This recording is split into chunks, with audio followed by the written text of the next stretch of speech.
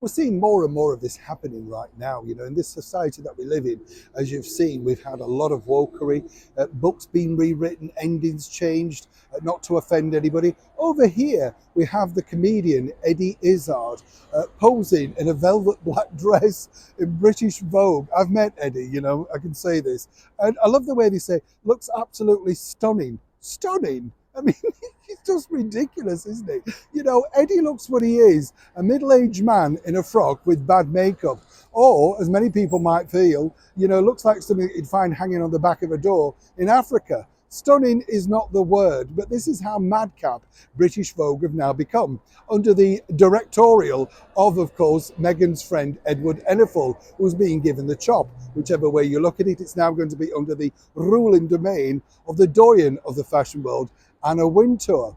But things are even madder over in the United States, because that is now the Miss Universe competition, which is owned by a transgender person, has gone, well, bust, if you'll pardon the expression. Absolutely. Let me explain. Hi, good morning. How are you? Nice to see you today. These things just make me laugh. As I say, the Eddie Izzard thing. Can you imagine working in the premier fashion magazine and then being told you've got to write something gushing about this particular individual? A man in a frock. I mean, Danny LaRue looked great in a frock. Paul O'Grady looked great in a frock. Even plain Lily Savage. Eddie Izzard just looks like a bad drag man in a frock. End of. Don't care what people say, that's what I think. You're allowed your own thoughts. But what's interesting here, what I find particularly amusing, is this.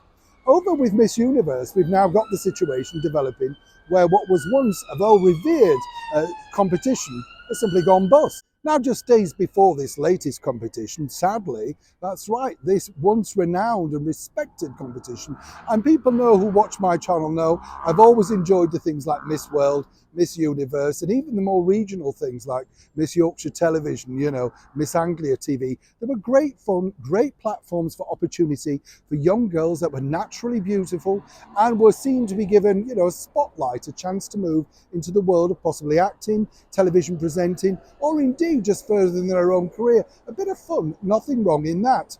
But the real reason why Miss Universe has now tanked around the world is simply this. Yes, they've gone bankrupt, and it's amazing really, because they've just filed for bankruptcy days before this big event. But more importantly, you see, real women, according to a very well-placed source, and as ever we have to say allegedly, are simply not entering. It's become a farce. I mean, how can you have Miss Universe when you've got fellas in frocks? It's ridiculous. Why can't you call it Ms. Universe, and have a completely separate competition?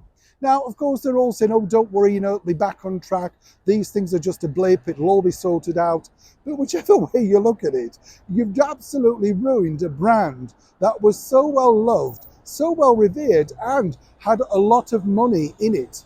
It was very easy to get money in it because, of course, lots of people wanted to sponsor beautiful looking girls, whether that be makeup, hair salons, hair products, you name it. Now, let's be honest, if you're wearing a wig and an acrylic frock, what sponsorship are you truly going to get? Is this the end of Miss Universe? I'd love to know what you think. And is it their own fault as to why the whole thing has now literally gone bust? Neil Sean in the very heart of London.